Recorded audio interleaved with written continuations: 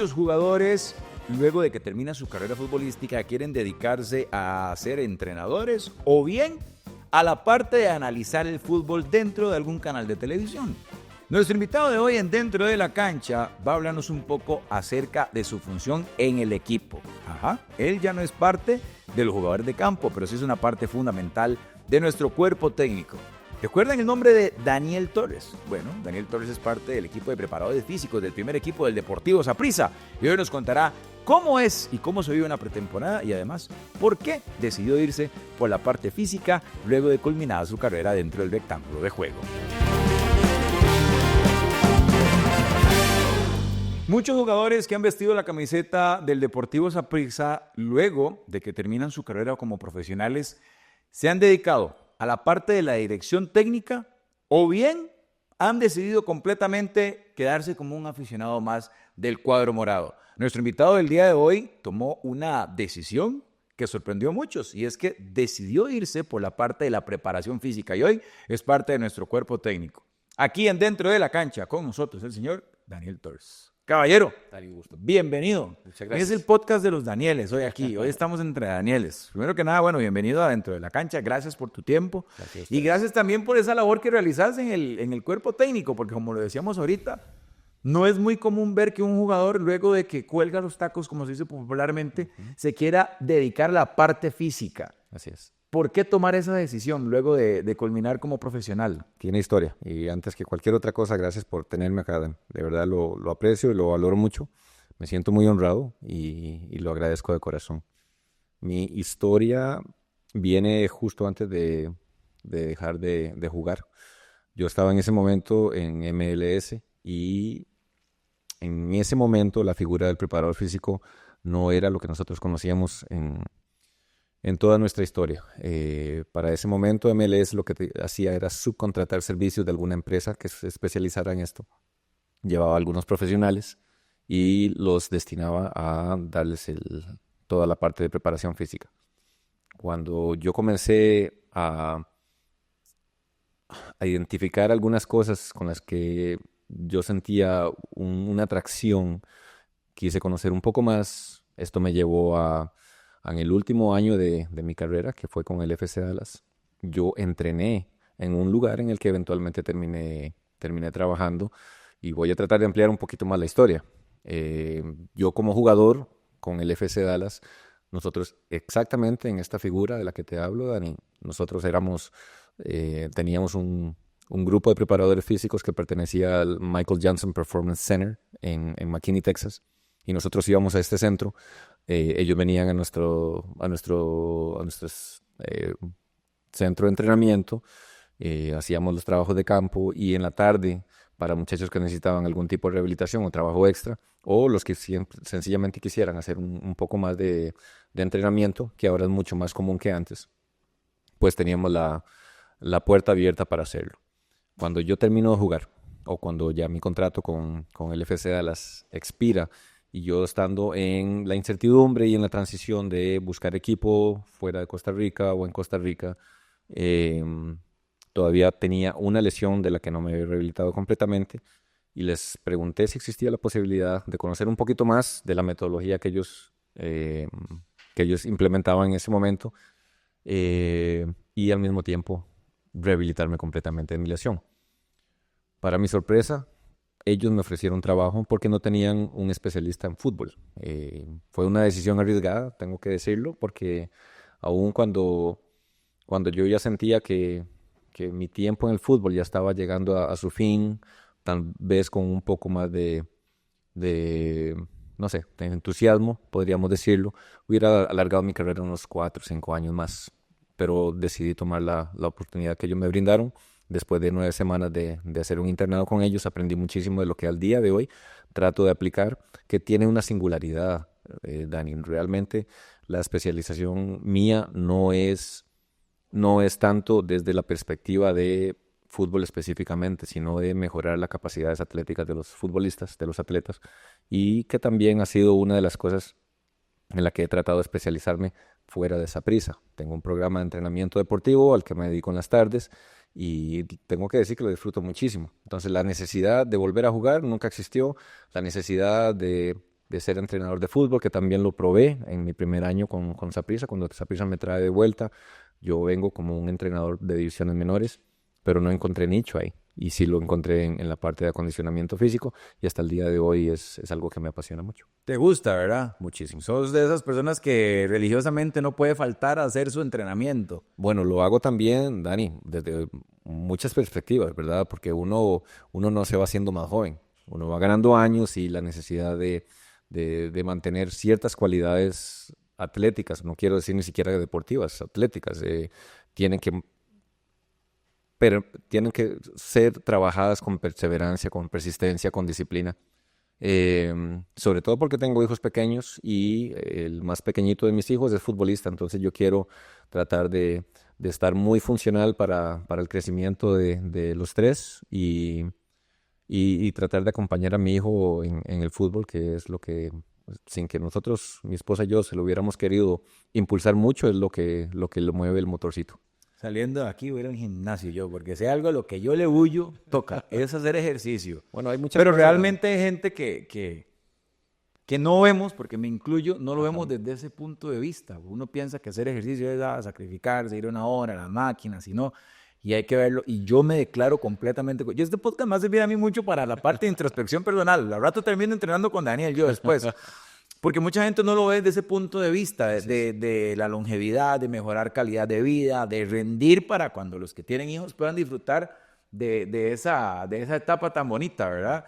Y qué interesante saber que todo esto se dio por una oportunidad del destino, porque si hay algo de lo que se habla mucho es de que en la MLS y en la liga estadounidense está muy presente la parte física, que es que hoy por hoy, bueno, Estados Unidos es una potencia mundial a nivel de fútbol y sus jugadores están en las mejores ligas y es también por esta parte, ¿verdad? Porque le dedican mucho a la parte física, al tratamiento del jugador y es muy importante también ver que aprendiste todo eso allá y lo trajiste para acá. Cuando llegas a esa prisa, a la parte de la formación deportiva y de la parte física, ¿cuál fue el principal reto que tuviste como profesional en ese ambiente? Pues abrirse paso, diría yo, Dani, porque creo que hay tal vez un tipo de resistencia a lo que es el área del acondicionamiento físico, a la preparación física. Yo creo que el futbolista, como vos lo dijiste muy acertadamente antes, el futbolista generalmente se va por el camino de la dirección técnica. Eso no es algo que a mí me haya movido en ningún momento. Entonces, creo que el área del acondicionamiento, de la preparación física era un sector poco explorado por un exfutbolista y a pesar de que nunca recibí un maltrato ni mucho menos de ninguna de las partes en las que yo trabajé, ni aquí en Costa Rica ni en Estados Unidos, no era tan sencillo porque a uno todavía lo relacionan con el jugador. Uno mismo como exfutbolista tiene cierto ego y esto al día de hoy se da, ¿verdad? El futbolista está acostumbrado a cierto tipo de atención, a ser ciertamente reconocido como un atleta de alto rendimiento y otras cosas que no siempre son difíciles de dejar cuando uno se retira. Entonces, pasar de ser un jugador que encontraba una cancha en la que todo estaba preparado para que yo fuera a entrenar, a ser yo quien tenía que preparar la cancha, eso representó de alguna manera un golpe al ego, pero fue también un proceso de rectificación de mi personalidad muy grande, un proceso de aprendizaje muy grande. O sea, cuando me decís que es un golpe para vos, es como decir, pasé de ser yo quien tenía que darlo todo a preparar todo para que otros lo dieran. De alguna manera. Como hacer menos trabajo, por decirlo de cierta manera. No menos trabajo, Dani, sino sencillamente el reconocimiento público. El reconocimiento público para un futbolista es, yo creo, y lo digo con mucha humildad, trato de decirlo con mucho respeto también, pero yo creo que tiendo a creer, y estoy casi convencido de esta teoría mía, que el futbolista es egocéntrico y muchas veces termina creyendo que es lo que hace, si puedo darme a entender, perdón. Un futbolista con mucha frecuencia cree que por estar en un equipo eso le da más valor, que por jugar fútbol le da más valor, cuando realmente nosotros somos los que tenemos que darle valor a la posición al margen de donde estemos. Y eso es difícil dejarlo. Para un atleta profesional que está acostumbrado a que lo entrevisten, que le pidan autógrafos, ese tipo de cosas.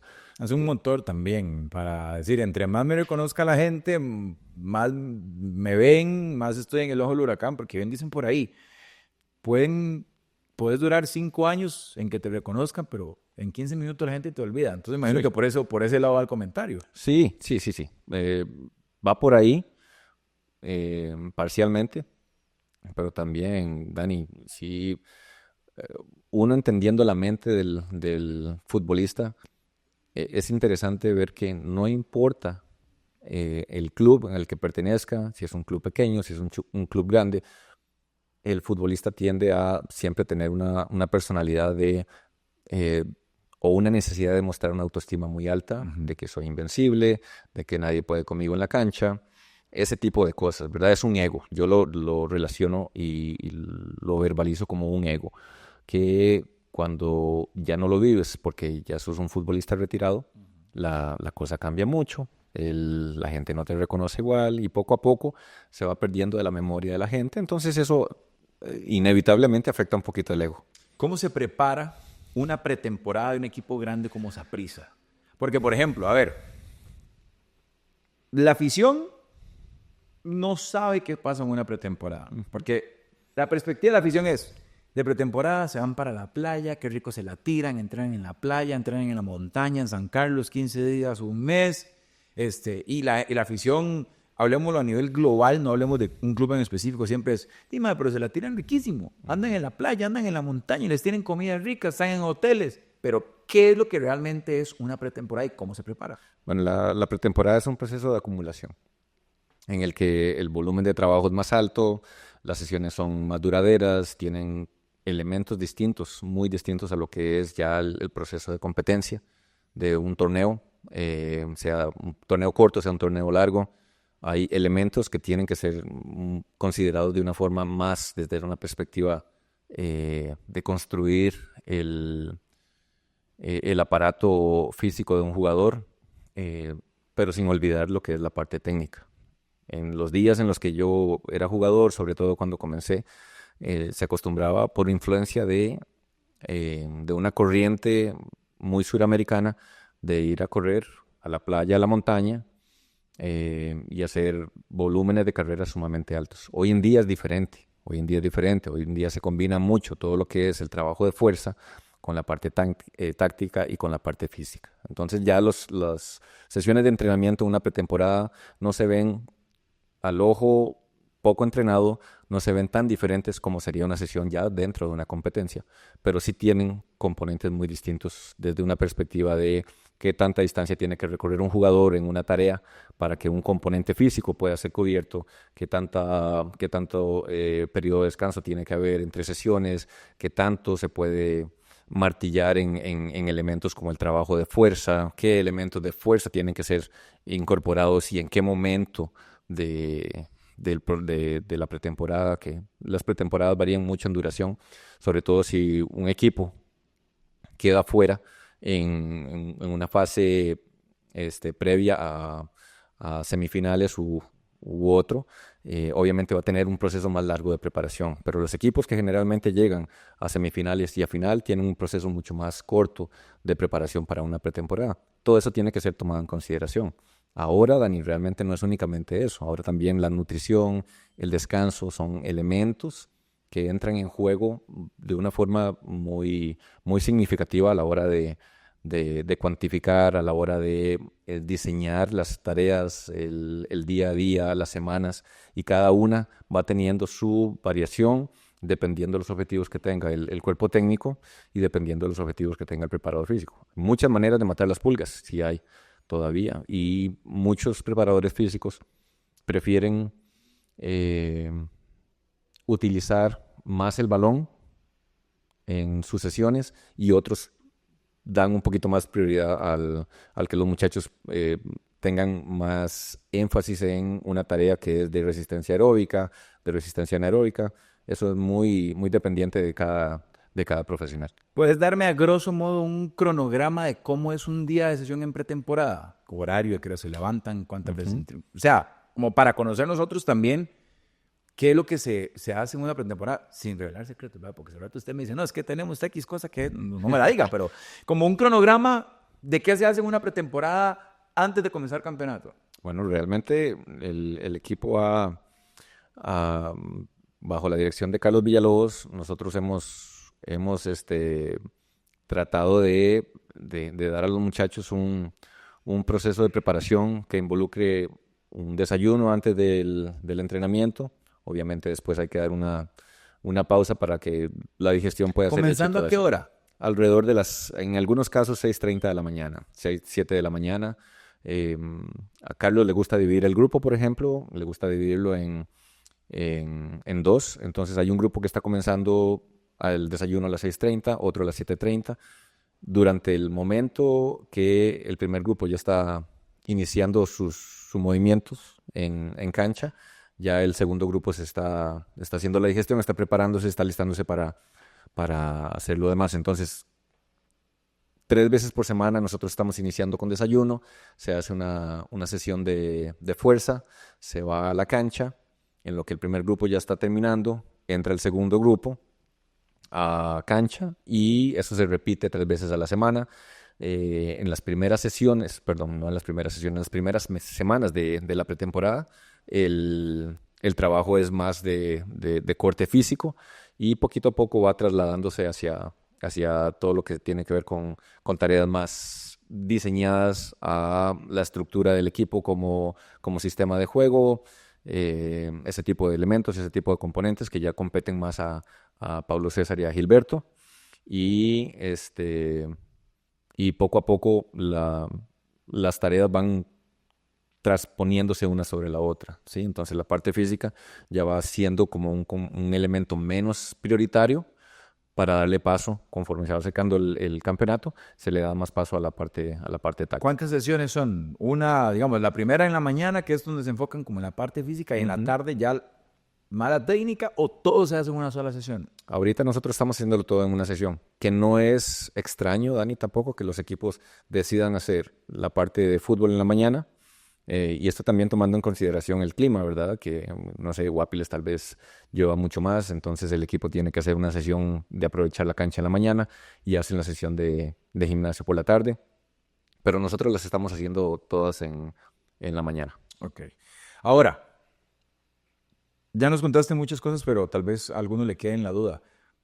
¿Qué diferencia hay entre un entrenamiento de pretemporada y un entrenamiento en torneo regular?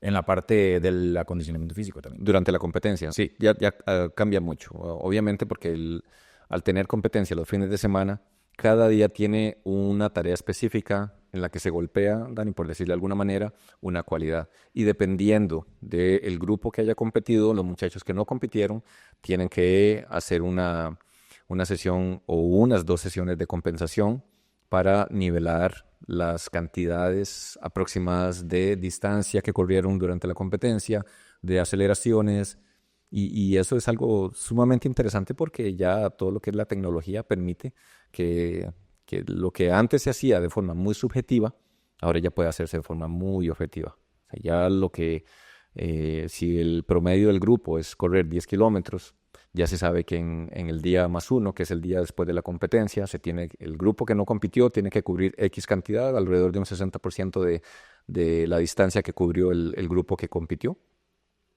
El día +2 hace otra tarea con otra distancia diferente, con otras cualidades diferentes, y dentro de todo eso, el arte del preparador físico en conjunto con el cuerpo técnico, con los entrenadores, ya tiene que ser muy diligentemente detallado, muy diligentemente conversado y muy diligentemente planeado. O sea, no es como soplar y hacer botellas, ¿verdad? No jugué, no, tranquilo, no. Al día siguiente, papito, póngale porque tiene que recuperar, me está diciendo, el 60% del trabajo total del equipo que sí jugó. De la competencia. De la competencia. Digamos, por ejemplo, si yo estoy con vos, yo estoy en la banca y vos sos titular. Vos corriste 20 kilómetros en el partido. Yo tengo que recuperar el 60% de esos 20 kilómetros. Efectivamente. Sí, para equiparar cargas y que no haya, como digamos, desfalcos de que tal vez este está muy cargado y este no, pero este no tiene el ritmo suficiente de competencia para Cuando sea requerido. Exactamente. Estoy Número uno volando. si un jugador corre 20 kilómetros en un partido, ya es un maratonista. Es impresionante. ¿Cuánto es un promedio normal que un jugador puede recorrer? Dependiendo de la tarea, no de la tarea, dependiendo de la posición.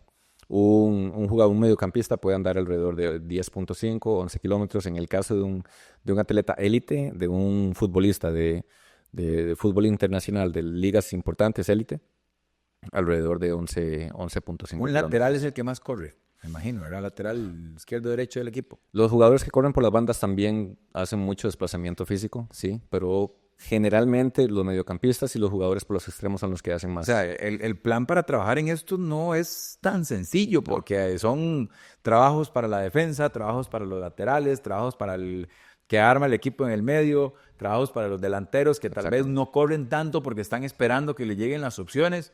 Es toda una ciencia. Así es. ¿Cuál es el reto más grande? Porque antes te pregunté el tuyo como profesional cuando llegaste aquí, pero ¿cuál es el reto más grande de la parte de la preparación física en un equipo? O sea, ¿cómo amalgamar todo eso? Porque a veces pasan en algunos equipos que, bueno, hay sobrecarga de trabajo y demás. ¿Cuál es ese reto para equilibrar completamente todo? Hay un par, Dani. Yo diría que lograr que los entrenadores compren a plenitud las recomendaciones de un preparador físico.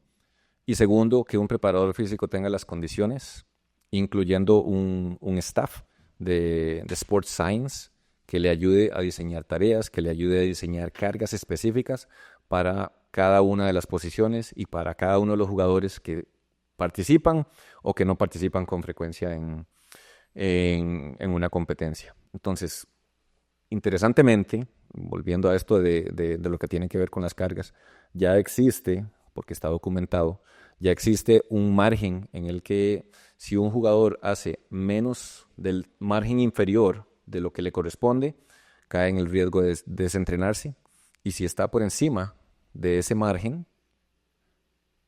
el riesgo de lastimarse también es muy alto. Entonces hay que tener un equilibrio y un balance muy inteligente de cómo uno trata a cada jugador, porque algunos quieren a veces hacer más de la cuenta, otros, dependiendo de la cantidad de años que haya jugado, de su experiencia, querrá hacer un poquito menos. Y yo creo que un preparador físico tiene que tener la sabiduría, tiene que tener el conocimiento para que un jugador, que podemos decir, un Mariano, un Oscar, jugadores que han demostrado por muchos años su valía en la cancha, puedan comprar la idea de que lo que necesita hacer es menos a veces, o lo que necesita hacer es un poco más. Ya para ir cerrando y aterrizando, tal vez esta pregunta sea como obvia, pero ¿dónde te sentís más feliz? ¿En tus momentos como futbolista en cancha o ahorita en la parte de la preparación física? O sea, tal vez feliz no sea la palabra. Más pleno. Más pleno, correcto. Ambas tienen sus cosas muy buenas y sus cosas no tan buenas, Dani. Como futbolista, Dios fue bueno conmigo, me permitió conocer países, me permitió conocer cosas que francamente yo no imaginé de niño poder llegar a vivir. Mi hija mayor nació en Noruega y eso para mí fue algo tremendamente significativo, obviamente.